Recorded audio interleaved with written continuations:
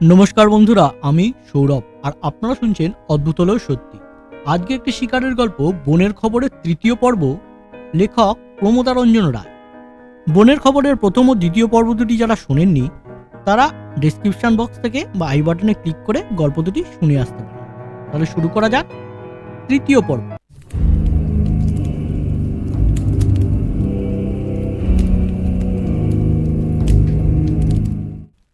1900 থেকে 1901 আগের বছর যেসব জায়গায় কাজ করেছিলাম তার ঠিক দক্ষিণেই এবারও কাজ করতে গিয়েছিলাম।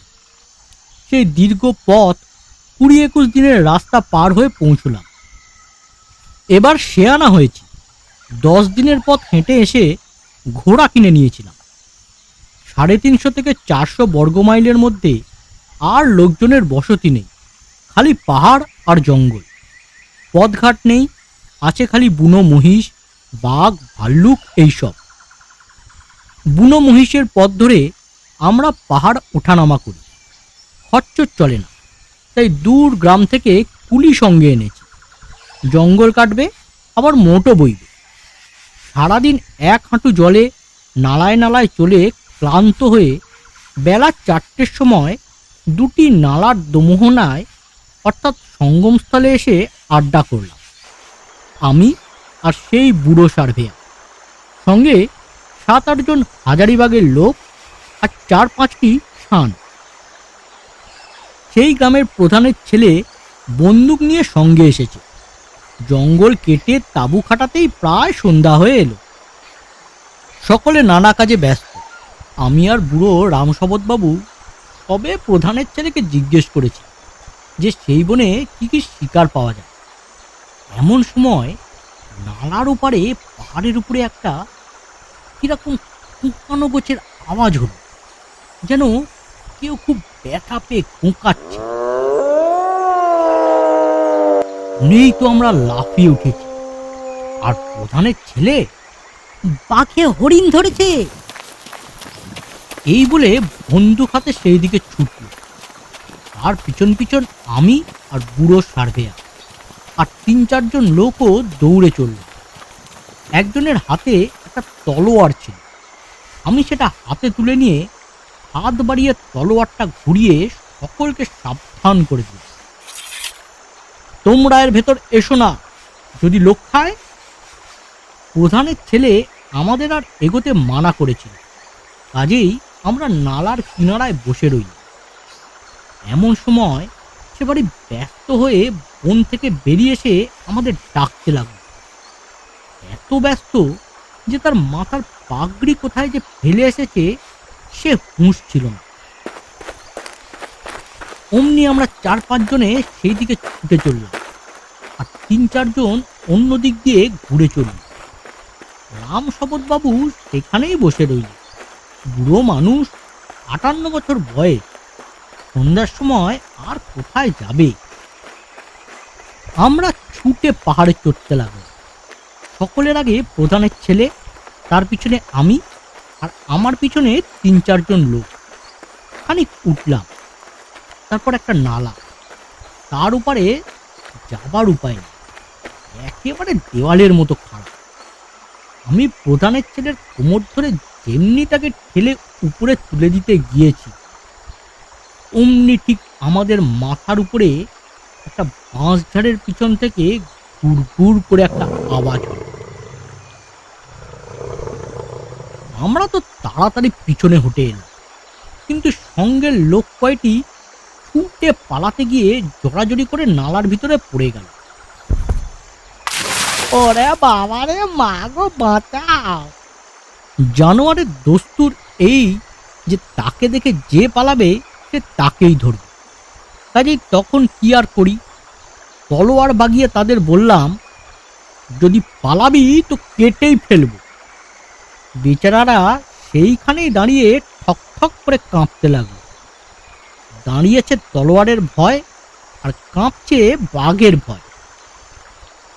এমন সময় অন্য দিক দিয়ে যে 3-4 জন লোক গিয়েছিল তারা পাকড়া পাকড়া পাকড়া এই বলে চিৎকার করে উঠল। শুনে আমার যা ভয় হলো, ভাবলাম বুঝিবা কাউকে বাঘে ধরেছে। আমরা প্রাণপণে সেই দিকে ছুটলাম। গিয়ে দেখি বাঘে তাদের পাকড়ায়নি, তারা পাকড়িয়েছে হরিণ। পাকড়িয়েই বেচারার গলায় গোটা তলোয়ারের 2-3 কোপ মেরেছে, আবার তার উপরে চড়েও বসেছে। প্রকাণ্ড হরিণ, সেটা তখনও মরেনি। আমি জিজ্ঞেস করলাম, বাঘ কোথায়?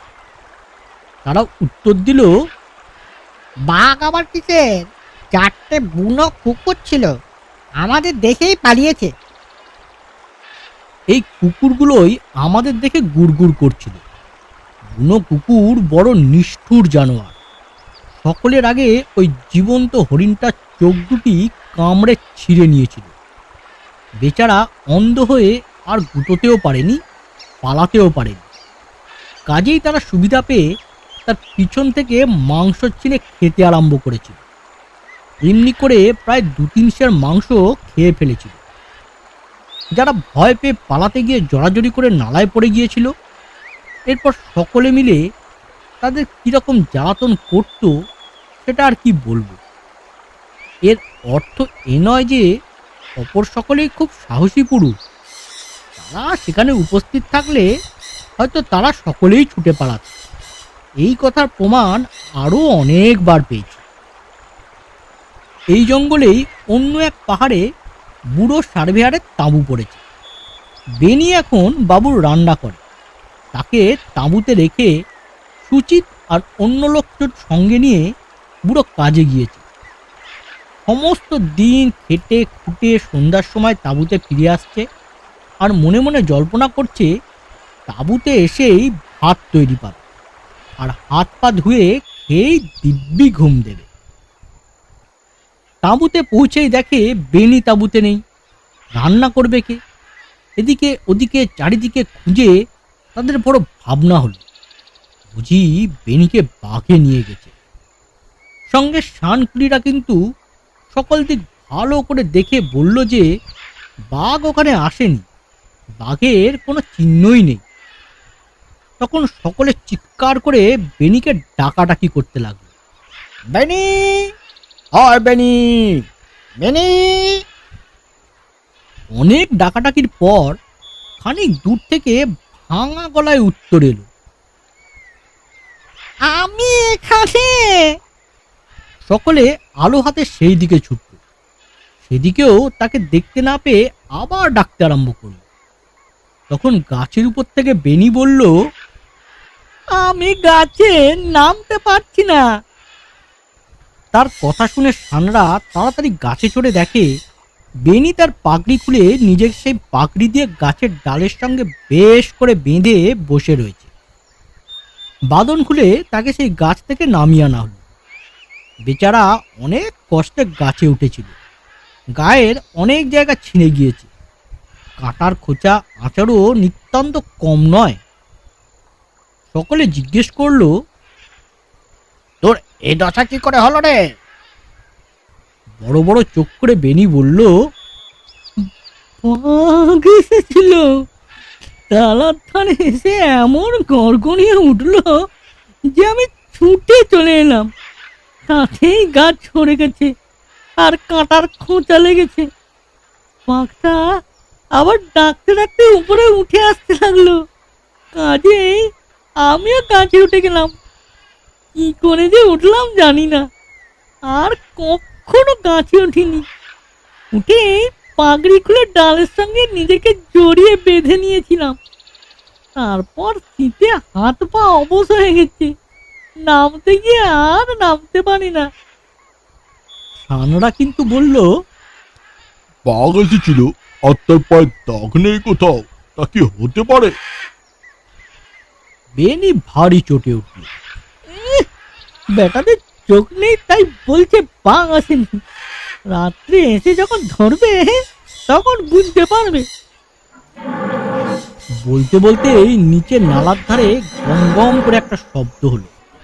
আর বেনিও অমনি লাফিয়ে উঠে বলল, ওই শোনো, বাঘ এসেছে কিনা। শুনে তো সকলে হেসে গড়াগড়ি।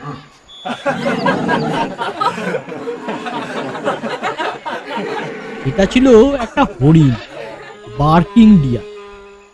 আমাকে যখন বুড়ো সকল কথা বলল, আমি বেনিকে ডেকে জিজ্ঞেস করলাম, বেনি, তুমি পশ্চিমের লোক হয়ে একটা হরিণের ডাকে অমন করলে?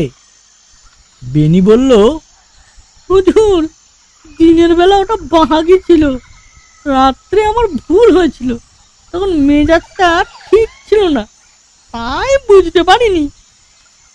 এ যেমনই হোক, বেনিকে বাঘের কথা নিয়ে সকলে মিলে কিরকম খেপিয়েছিল তা বোধহয় আমি বুঝিয়ে না দিলেও চলবে। আমার সঙ্গে শিবদয়াল নামে একজন খালাসি ছিল। সে নতুন লোক আর ছেলে মানুষ। এবার আমার কাছে অনেক উঁচু উঁচু পাহাড় ছিল। বিশেষত একটা পাহাড় চারিদিক থেকে দেখা যায়। সকল পাহাড়ের উপর মাথা তুলে রয়েছে। সকলেই দেখে আর জিজ্ঞেস করে, हुजूर, वो काला पहाड़ देख पड़ता है, वो भी हम लोगों का काम है। হ্যাঁ নিশ্চয়ই, ওটাও আমাদের কাজের মধ্যে। हाँ, कैसा चढ़ेंगे उस पर? ইত্যাদি টিকা টিপ্পনি চলছে কতদিন ধরে। তারপর সত্যি সত্যি ওই কালা পাহাড় চড়বার দিন এলো। খালাসি, কুলি ইত্যাদি নিয়ে ভোরে কাজে বের হলাম। জঙ্গল কাটতে হবে। সঙ্গে দেখি শিবদয়াল নেই। আরে, শিবদয়াল কোথায়? हुजूर, बहुत पेट में दर्द है हुजूर, सीधा होने नहीं सकता हूँ। তাকে তাঁবুতে রেখে গেলাম। সন্ধ্যার সময় তাঁবুতে ফিরে এলাম। তখন আমার চাকর শশী বলল, শিব দয়ালের না পেটে ব্যথা, আপনারা চলে যাওয়ার পরই তো দিব্যি রান্না করে খেয়েছে, গ্রামে ঘুরে বেরিয়েছে। ডাক বেটাকে। সে এলে তাকে জিজ্ঞেস করলাম, কিরে, এ কি শুনছি?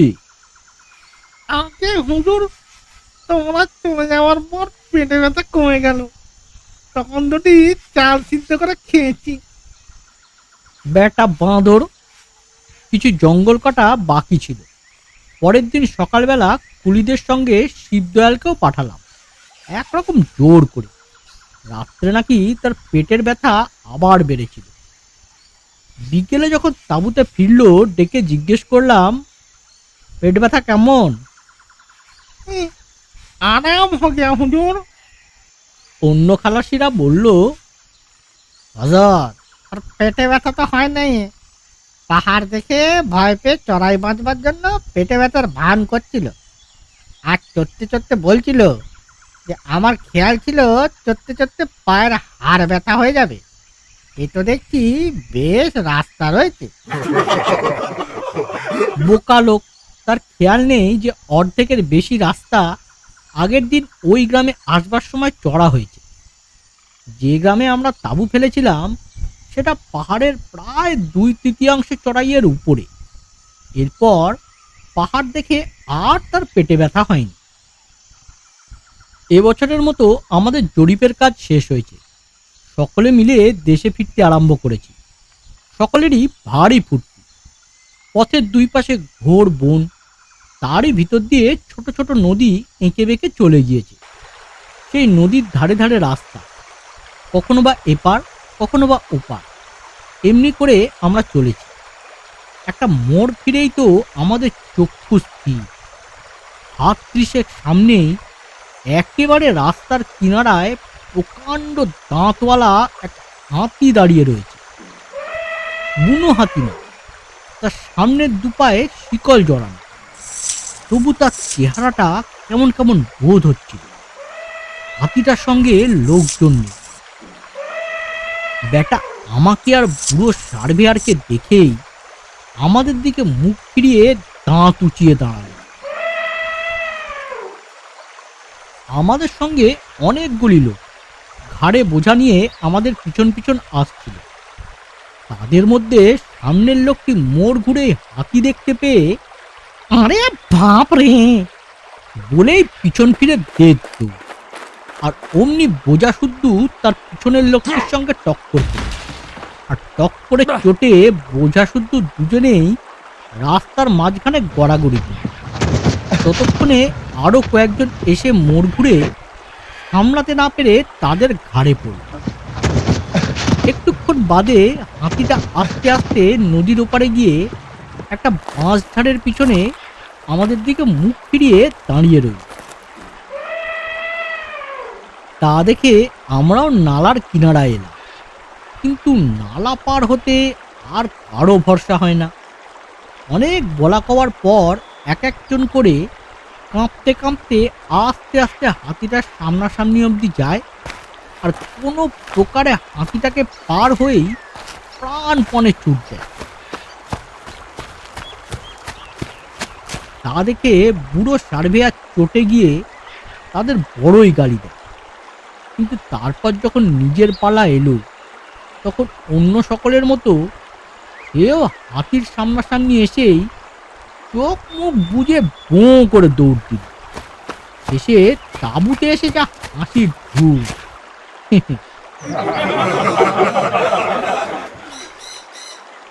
মংকাংজি নামে একজন দোভাষী আমাদের সঙ্গে ছিল। সেই বেচারার উপরেই যত হাসির চোট পড়ল। বেচারার অপরাধের মধ্যে সে শান, তার দেশেরই হাতি, তবু সে কেন ভয় পাবে? মংকাংজির একটু ভয় পাবার অভ্যাস যে ছিল না সেটা কিন্তু বলতে পারি না। আর একদিনও সে এমনি করে একটা হরিণের ভয়ে ছাতা টাতা ফেলে চম্পট দিয়েছিল।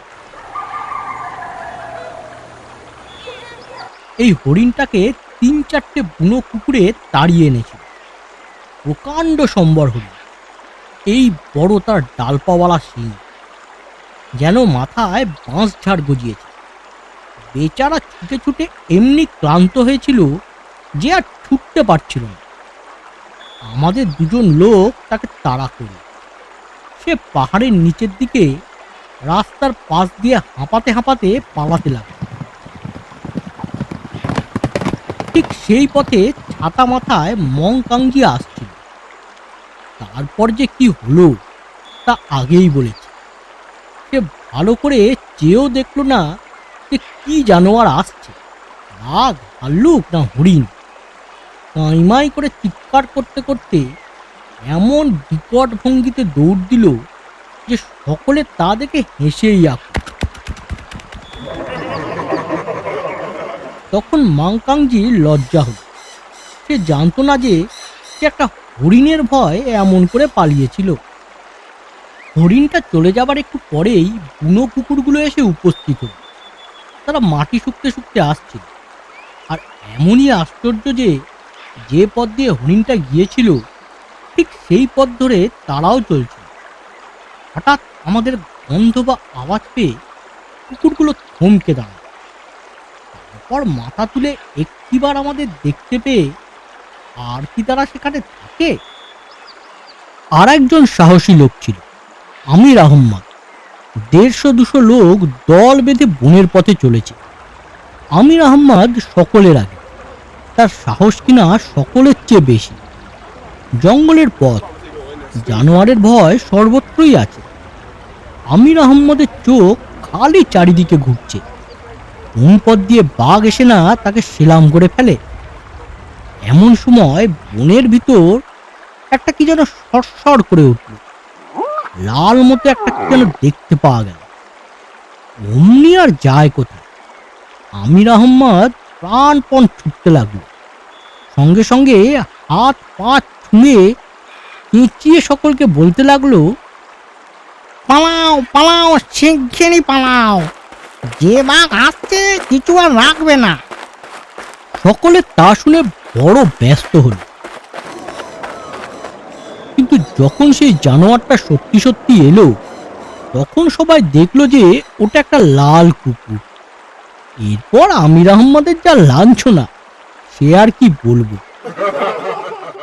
বনের ভিতর তাঁবু, বাঘের ভয় খুব, বিশেষত রাত্রে, তাই পাহারা রাখতে হয়। সে রাত্রে শিব দয়ালের পাহারা ছিল। সে তাঁবুর সামনে আগুনের ধুনির কাছে বসে রয়েছে আর ঘোড়া ও খচ্চরগুলোর উপর নজর রাখছে, পাছে সেগুলোকে বাঘ নিয়ে যায়। আগেই বলেছি, শিবদয়াল নতুন লোক, এই প্রথম জরিপের কাজে এসেছে। বাঘের দেশ হাজারিবাগে তার বাড়ি বটে, কিন্তু বাঘ সে চোখেও দেখেনি, বাঘের ডাকও শোনেনি। সকলে ঘুমোচ্ছে, নালায় কোলা ব্যাঙ ডেকে উঠল। সে যে কিরকম জন্তু সে কথাও শিবদয়াল জানে না। আমি ডেকে বললাম, শিবদয়াল সাবধান, ও কি ডাকছে শোনো। অমনি সে ভারী ব্যস্ত হয়ে উত্তর দিল, হুজুর, জুহুর শের হোকা। বলেই সে সকলকে ডাকাডাকি করে তুলতে শুরু করল। ওটো ওটো, বাঘ এসেছে, ওই শোনো ডাকছে। তা শুনে একজন খালাসি হাসতে হাসতে বলল, ধর বোকা, ওটা বুঝি বাঘ, ওটা কচ্ছপ ডাকছে। শিবদয়াল অমনি ছুটে এসে আমাকে বলল, হুজুর, ওটা বাঘ নয়, ওটা কচ্ছপ। এই ঘটনার পরে ব্যাঙ ডাকলেই সকলে মিলে শিবদয়ালকে খেপাত। শিবদয়াল, তোর বাঘ ডাকছে। নালায় হাতি দেখে মংকাংজি আর অন্যান্য অনেকে ভয় পেয়েছিল বলেছি, কিন্তু সকলের চেয়ে বেশি ভয় পেয়েছিল শঙ্কর খালাসি। তাঁবুতে পৌঁছে দেখি শঙ্কর আসেনি, সে আমার খাবার নিয়ে যেত। জিজ্ঞেস করলাম, শঙ্কর কোথায়? अभी तक नहीं पहुंचा हुजूर। গেল কোথায়? দোভাষী বলল, ও তো হাতি দেখে রাস্তা ছেড়ে পাহাড়ে উঠে গিয়েছিল, বোধহয় ঘুরে আসছে। প্রায় আধ ঘন্টা পরে শঙ্কর এসে হাজির, বিপরীত দিক থেকে। কাহা থা রে? হুজুর, दूसरी रास्ता से आया हूं। সকলে জ্বালাতন করতে লাগলো। হাতিকে অত ভয়, তাও আবার পোষা হাতি। हुजूर, मैं और कोई जानवर को नहीं डरता, लेकिन हाथी बड़ा खराब जानवर है। একবার নাকি সে একটা পাগলা হাতিকে একটা লোককে পিষে মেরে ফেলতে দেখেছিল। সেই অবধি হাতি দেখলেই তার বড় ভয় হয়, সে হাতি জঙ্গলি হোক আর পোষাই হোক। আমরা কাজ শেষ করে ফিরে চলেছি। 3 দিনের পথ এসেছি, দেখি আমার অপেক্ষায় দুজন চাপরাশি বসে রয়েছে। তবে সাদিক হোসেনের কাজ এখনো প্রায় 2 মাস বাকি, গিয়ে দেখো কি করছে, আর সম্ভবপর হলে কাজ শেষ করে তাকে সঙ্গে নিয়ে এসো। বড় সাহেব হুকুম পাঠিয়েছেন। সেই গ্রাম থেকে সাদিক হোসেনের কাজের জায়গা 3 দিনের পথ, রাস্তায় আর গ্রাম নেই, কাজেই 3 দিনের খোরাক জোগাড় করে চললাম। বুড়ো তো মহা খাপ্পা, বললেন, কেন বাবু এমন তাড়াহুড়ো করে কাজ শেষ করলে? তাই তো এমন দুর্ভোগ। সাদিক হোসেনের কাছে পৌঁছে দেখলাম যে প্রায় 250 বর্গ মাইলের কাজ তখনও বাকি, এবছর শেষ করা অসম্ভব। বড় সাহেবকে যথাযথ রিপোর্ট পাঠিয়ে কাজে লেগে গেলাম। 2টো পাহাড়ের কাজ শেষ করে তৃতীয়টা এসেছি। সমস্ত পাহাড়ে আগুন লেগেছে, চারিদিকে ধোঁয়ায় ঘেরা। 3-4 মাইল দূরের পাহাড় পর্যন্ত দেখতে পাওয়া যায় না। এ পাহাড়টায় জল নেই, তাই বাধ্য হয়ে 4 মাইল দূরে গ্রামে তাঁবু ফেলেছি। ভোরে অন্ধকার থাকতেই কাজে বের হয়েছি। বেজায় খাড়া চড়াই। যখন পাহাড়ের কিনারার উপরে পৌঁছলাম তখন একেবারে হাঁপিয়ে পড়েছিলাম।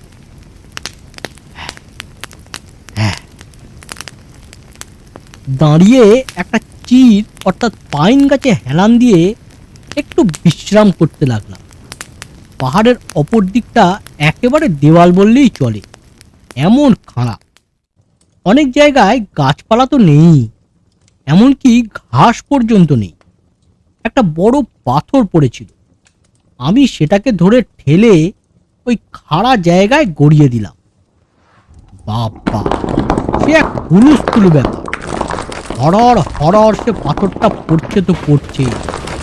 2টো ছোট পাইন গাছ ছিল, ওই পাথরের ধাক্কায় একটা মট করে প্যাকাটির মতো ভেঙে গেল, আর অন্যটা একেবারে সমূলে উপড়ে হুড়মুড় করে চলল, তার সঙ্গে ওই অতল গর্তে।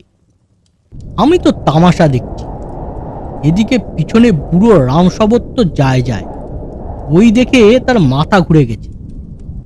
চক্কর আয়া আর বাপ বাপ বলে সে একেবারে শুয়ে পড়েছে। অনেক হাওয়া করে তবে তাকে ঠান্ডা করি। তখন আমার মনে পড়ল, দেরাদুনে একজন শ্রীযুক্ত নীরও ঠিক এমনি অবস্থা হয়েছিল। এই বুড়ো আরো একদিন বড় বিপদে ফেলেছিল। শালাউন নদীর উপরে এক বিদঘুটে পাহাড়ে চড়তে হবে।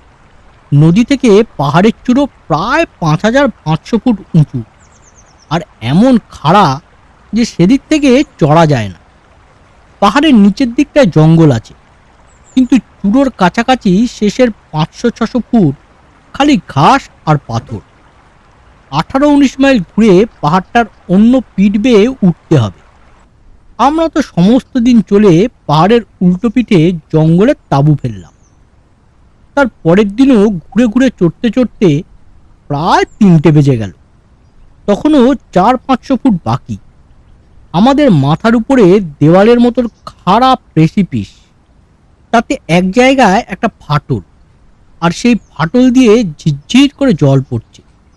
অতি পরিষ্কার আর সুস্বাদু জল। জলের কাছে অল্প একটু সমান জায়গা আছে। সানেরা ওইখানে পাহাড়ের দেবতাকে পুজো দিতে আসে, আর ওই সমান জায়গাটাতে আড্ডা করে।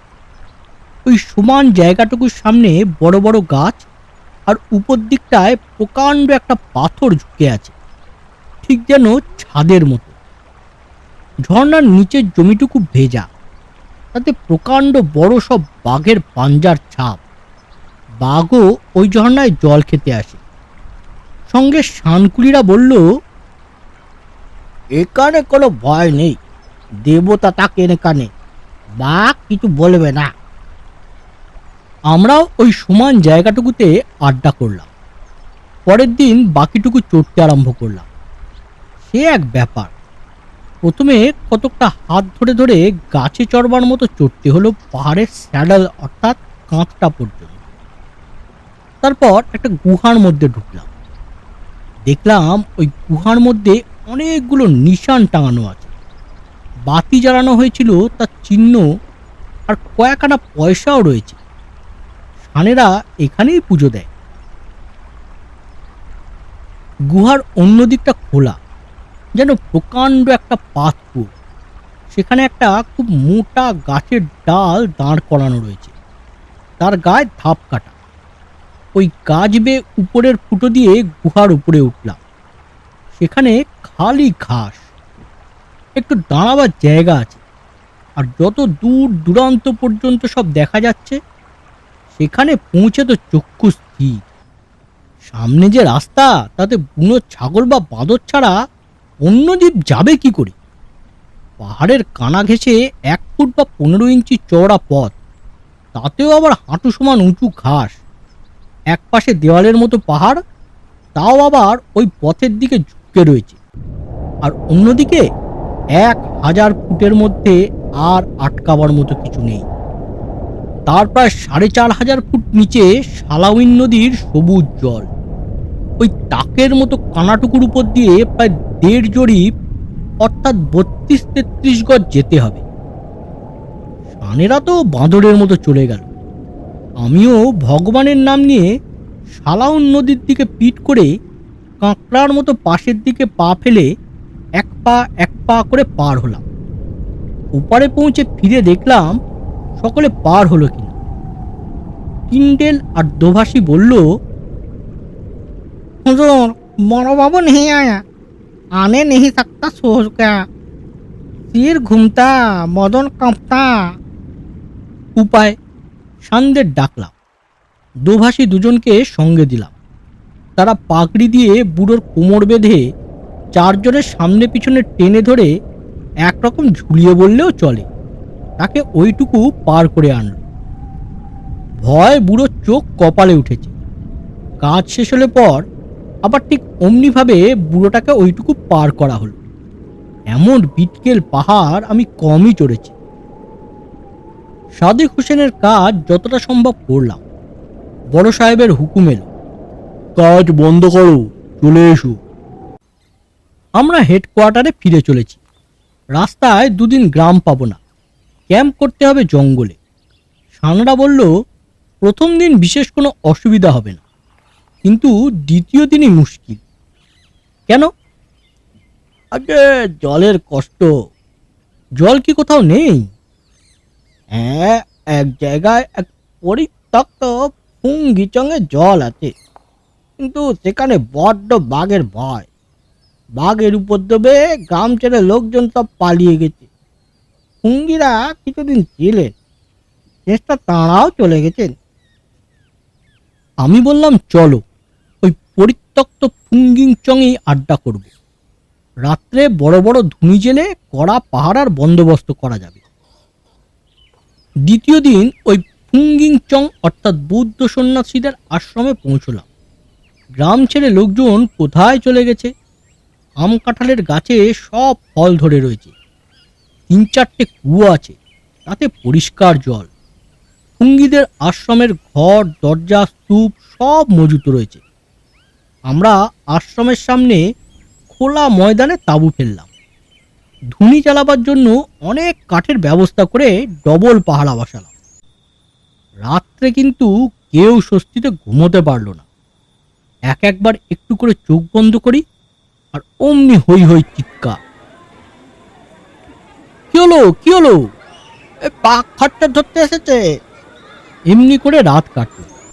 সকালে এক জায়গায় পায়ের দাগ দেখে মনে হলো খুব বড় বাঘ ছিল না, তা ছোটই হোক আর বড়ই হোক, হতভাগা সমস্ত রাত আমাদের ঘুমোতে দেয়নি।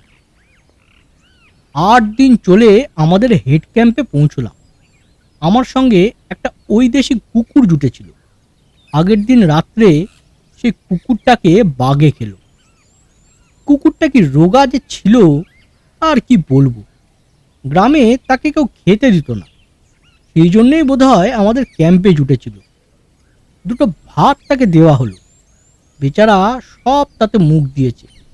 আর অমনি অন্য গ্রামের দুটো কুকুর তার ওপর লাফিয়ে পড়ল।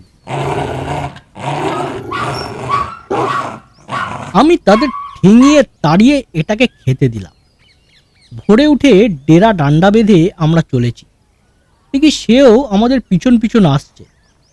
বেনি ব্রাহ্মণ, তার ভয় হলো যদি চুলা নষ্ট করে, তাই তাড়া করল। আমি নিষেধ করলাম, বললাম আনে দেও গরিবকো।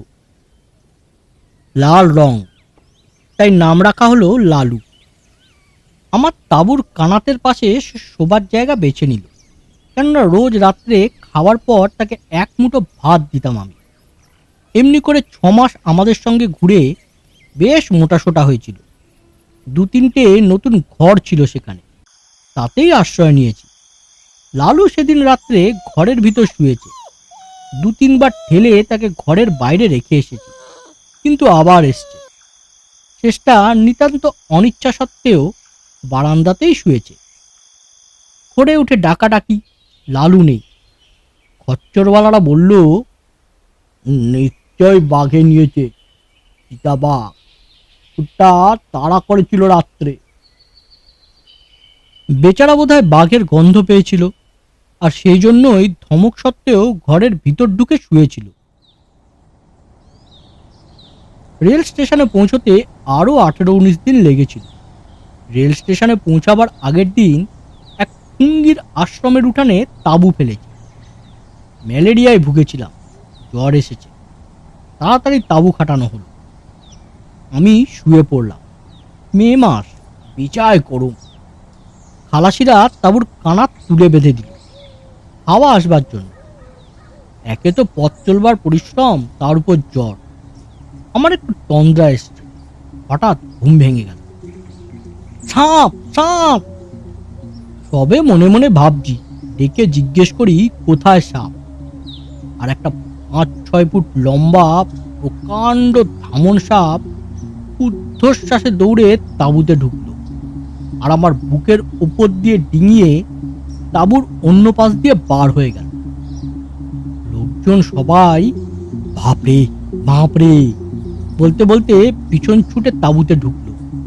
সঙ্গে রামসাবত আর সাদিক হোসেন এলো। আমি চুপ করে শুয়ে আছি দেখে নিশ্চিন্ত হল। পরের দিন সকালে আমি বললাম, পুরো চলো গোটেক ডিয়ারটাক দেখতে যাব। এ বস্তি থেকে একজন গাইড সঙ্গে নাও। গোটেক কুল দেখবার মতো জিনিস। মাঝখানে পাহাড়ি নদী আর দুপাশে খাড়া পাহাড়। এঁকে বেঁকে রেল লাইন যতটা সম্ভব নেমেছে, দুটি সুড়ঙ্গও আছে। তারপর পুলের ওপর দিয়ে পার হয়েছে। 1/2 মাইলের উপর লম্বা পুল, সমস্তটা ইস্পাতের। পুলের ওপর থেকে নদীর জল প্রায় 165 ফুট হবে। তখনও লাইন খোলা হয়নি, পুল তৈরি হচ্ছে মাত্র। খচ্চর খালাসি প্রভৃতি রাস্তা ধরে রেল স্টেশনে গেল। আমি আর বুড়ো সার্ভেয়ার সোজা পথে পুল দেখতে গেলাম, সঙ্গে দোভাষী আর 2 জন খালাসি। গোটেকে পৌঁছালাম। পুল প্রকাণ্ড, অনেক লোক তাতে কাজ করছে। স্লিপার ফেলা হয়েছে, কিন্তু তখনও রেল বসানো হয়নি। 2 কিনারা থেকে লাইন বসাতে আরম্ভ করেছে মাত্র। বুড়ো পুলের কাছে এসে এক নজর দেখে নিল, তারপরেই মুখ ফিরিয়ে খাদে নামতে আরম্ভ করল। ওই খাড়া পাহাড়ের গায়ে এক একটা পাকডান্ডি অর্থাৎ সরু পায়ে হাঁটা পথ আছে। বুড়ো আর খালাসিরা সেই পথে চলল। আমাকেও বারবার তাদের সঙ্গে যেতে অনুরোধ করল। বুড়ো বলতে লাগলো, জবরদস্তি মত করো বাবা। আমি পুলের ওপর দিয়ে চললাম, অতি সোজা কাজ। স্লিপারের উপর পা ফেলে চলে যাব। যতটুকু লাইন বসানো হয়েছিল ততটুকু তো নির্বিবাদে চলে গেলাম, কিন্তু তারপরই যত গোলমাল। স্লিপারগুলো ফেলা আছে বটে, কিন্তু তখনও পেরেক মারা হয়নি। কাজেই সেগুলো অতি সহজেই খটখট করে নড়ে। স্লিপারের মাঝের জায়গাটুকু তখনও খোলা রয়েছে। নিচের দিকে চোখ পড়লেই একেবারে 150 থেকে 160 ফুট নিচে নদীর জল দেখা যায়। মাথায় যেন একটু একটু গোল বাঁধে। এখন কি করি? অতগুলো লোক এক দৃষ্টে দেখছে আমার কি অবস্থা হয়, আর আমি কিনা ফিরে গিয়ে হাসির ফোয়ারা তুলব? তা হবে না। এই পুলের উপর দিয়েই পার হব। এক পা করে অগ্রসর হতে লাগলাম। মনে করেছিলাম বুড়োর অনেক আগে পার হব, কিন্তু যখন ওপারে পৌঁছলাম দেখি বুড়ো আমার অপেক্ষায় বসে রয়েছে। জিজ্ঞেস করলাম, কতক্ষণ? তা 20-25 মিনিট হবে। ওপারে পৌঁছে আমার যেন ঘাম দিয়ে জ্বর ছাড়ল। কেমন লাগলো বন্ধুরা আজকের এই গল্পটি? ভালো লাগলে একটি লাইক করুন আর শেয়ার করুন সকলের সাথে। আর হ্যাঁ, চ্যানেলটি সাবস্ক্রাইব করতে ভুলবেন না যেন, কারণ বনের খবরের পরের পর্বগুলো আমি আবার নিয়ে আসছি এই চ্যানেলেই। তাহলে বেল আইকনটিও টিপে দিন, তাহলে আপনাদের কাছে নোটিফিকেশান পৌঁছে যাবে। তাহলে আজকের মতো নমস্কার।